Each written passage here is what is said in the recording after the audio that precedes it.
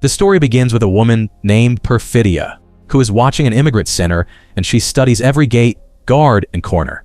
Then she meets French 75, and the group prepares a risky plan to free the people trapped inside.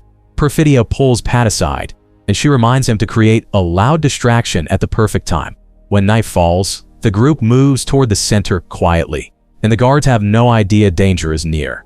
One team captures the soldiers, while another team rushes to help the immigrants escape. Perfidia goes straight to Lockjaw, the officer in charge, and she says French 75 wants to shame him. She ties Lockjaw up and drags him outside, while the others load frightened families into trucks. Pat sets off fireworks, and the whole place fills with noise, smoke, and panic. Perfidia declares war on people like Lockjaw. Then French 75 disappears into the night. The group celebrates after the escape, and Perfidia and Pat kiss while everyone is full of adrenaline. After that night, French 75 grows bolder, and they attack offices, banks, and power systems.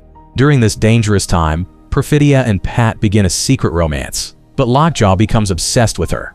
Lockjaw grows angry whenever he sees Perfidia close to Pat, and his desire turns into a threat.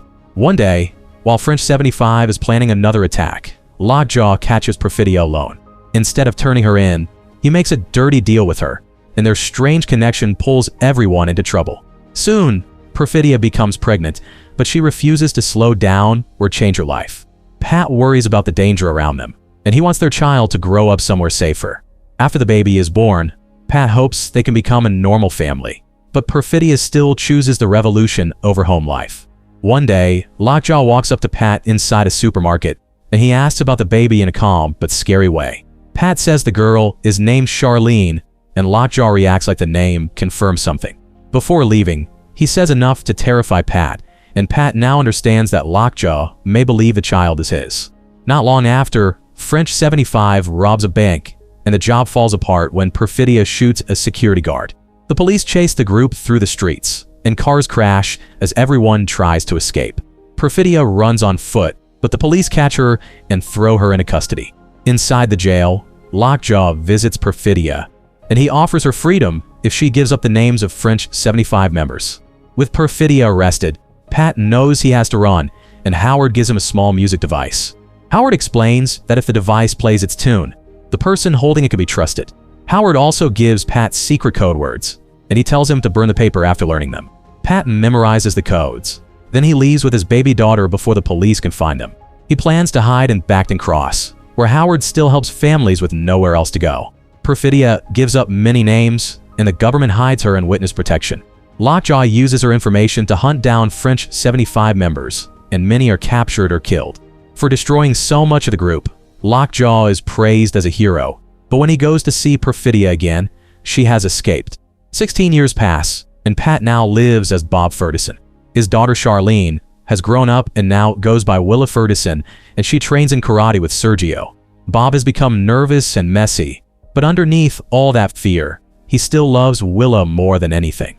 Lockjaw has also risen in power, and he is invited to join a white supremacist club called the Christmas Adventure Club. The members question him about his past, and they ask if he has ever been involved with a black woman.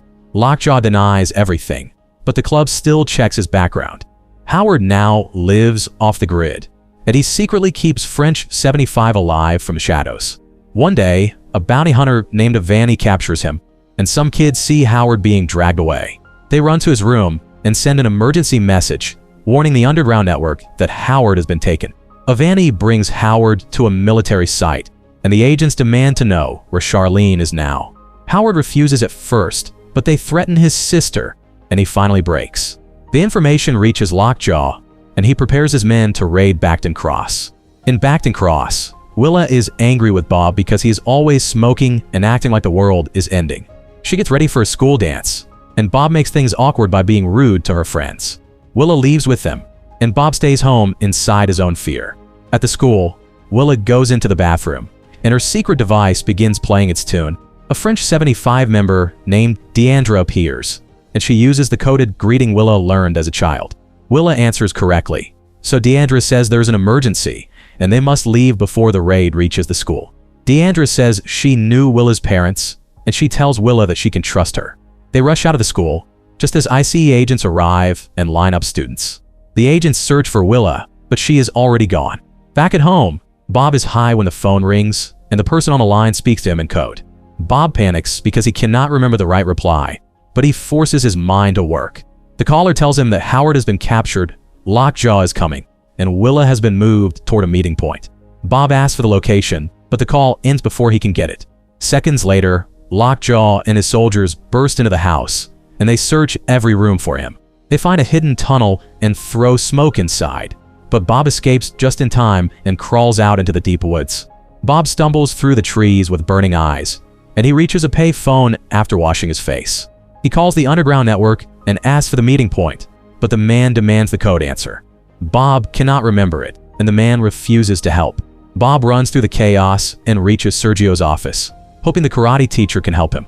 Sergio already knows the city is under attack, and he tells Bob they must move quickly. In the car, Sergio surprises him by saying Willa secretly has a phone. At the school, agents question Willa's classmates, and one student finally admits she has a hidden phone. Deandra hears the phone ring in the car and throws it away, but Lockjaw still gets its last location. Now the agents know which way Willa is moving. The city fills with protests, sirens, and shouting, while Sergio's people help hidden families escape. Sergio takes Bob to a shop, and Bob charges his device so he can call the network again. The same man asks the same code question, and Bob loses his temper again. Bob uses another code to reach a supervisor, and this time someone who knows him takes the call. The supervisor asks a personal question, and Bob answers it correctly. At last, Bob learns the meeting point is the Sisters of Brave Beaver. The operator also tells Bob the missing code answer, and Bob becomes furious because it sounds useless and strange. Before he can complain more, ICE agents break into Sergio's shop, and Sergio tells him they have to move. He gives Bob a gun, sends him with the students, and leads families underground. The students take Bob across rooftops, but Bob is clumsy and terrified. He jumps, slips, and falls hard. Then the police mistake him for a protester and hit him with a taser. The students escape and warn Sergio that Bob has been arrested. Meanwhile, Deandra brings Willa to the Sisters of Brave Beaver, a group of nuns hiding in the hills. Their leader, Rel, recognizes Willa as Perfidia's daughter, and she is shocked to see her alive. Rel says Perfidia betrayed people, so the nuns will protect Willa, but also watch her closely. Willa is hurt by this truth, and Deandra confirms that Perfidia really gave up members of French 75. At the same time, the Christmas Adventure Club finds an old file about Lockjaw and a black French 75 member. The club realizes he is hiding proof of his past, so they send Tim Smith to clean up the mess. Bob is taken to jail, and he pretends to be a confused addict during processing. A nurse secretly recognizes him and helps him get sent to the hospital, where another nurse quietly frees him.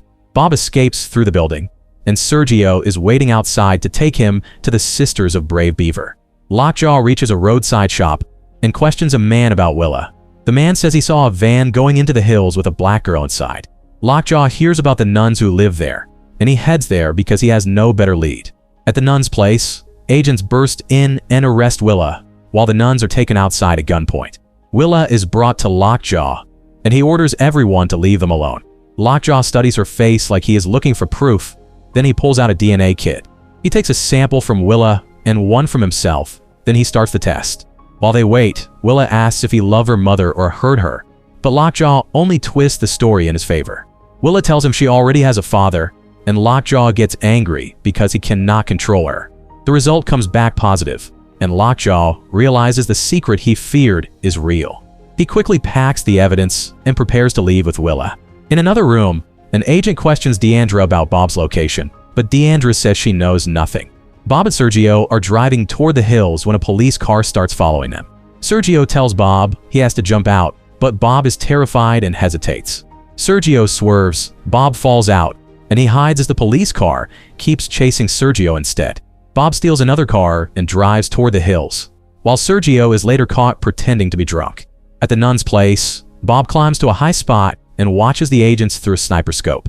He sees Lockjaw forcing Willa into a car, and he fires, but the shot misses. The soldiers shoot back at Bob, and he barely escapes in a stolen car. He tries to follow Lockjaw, but the road twists through the hills, and he loses them. Inside Lockjaw's car, Willa keeps calling Perfidia a traitor, while Lockjaw insists that her mother fought for freedom. Lockjaw brings Willa to a vanny, and he tells the bounty hunter to get rid of her.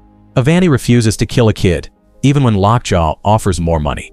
Lockjaw then orders him to hand her over to a militia group, and Avani agrees because he wants to survive this mess. Avani drives Willa to the militia hideout, and she keeps fighting him the whole way. He ties her to a chair and gives the key to the caretaker. Then he waits outside while other men arrive. Willa is scared, but she keeps watching every move around her. Elsewhere, Tim catches up with Lockjaw on the road. He pulls beside him, asks him to roll down the window, and shoots him without warning. Lockjaw's car crashes, and Tim checks the scene before driving away. Bob finds Lockjaw's crashed car, but Willa is not inside. He screams the coded call into the hills, hoping she will answer, but only silence comes back. He understands she has been moved again, and he races back to his car. At the militia place, Avani suddenly changes his mind. He takes the key, frees Willa, and shoots the caretaker before going inside to deal with the others. Willa hides behind the car, then finds a gun and steps toward the house. Inside, she sees the men are dead, and Avani has also fallen. Willa takes the car key from him, starts the vehicle, and drives away alone. She does not get far before another car follows her, and she realizes Tim has found her. Willa drives up a steep road and stops her car in a blind spot. She gets out, hides beside the road, and points the gun at the curve. Tim speeds up the hill, crashes in her parked car, and climbs out confused. Willa screams the coded message, but Tim does not understand it. That is all the proof she needs, so she shoots before he can reach his weapon. A few minutes later, Bob arrives and uses the device to call for Willa. She stays hidden and points the gun at him because, after everything that happened, trust must be earned. Bob gives the right answer and says he is her father, and Willa finally runs into his arms. They leave the hills together, and for the first time in years, Bob seems fully awake. But Lockjaw is still alive, badly hurt, and covered in blood, and he makes his way back to the Christmas Adventure Club.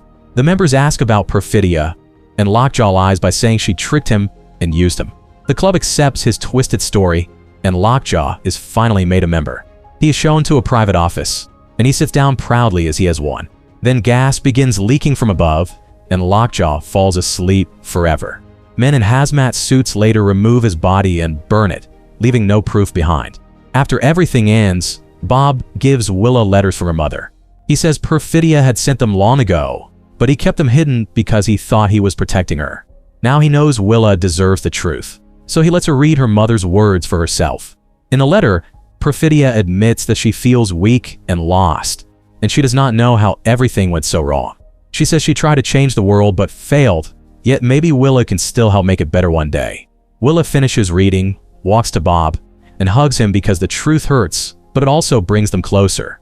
Life begins to move forward again, and Bob now carries a phone like a normal person. Willa teaches him how to use it, and their bond becomes warmer than before. One battle after another 2025 movie recap ends with a radio call reporting a protest in Oakland, and finally, with Bob's blessing, Willa leaves to join it with her own future ahead.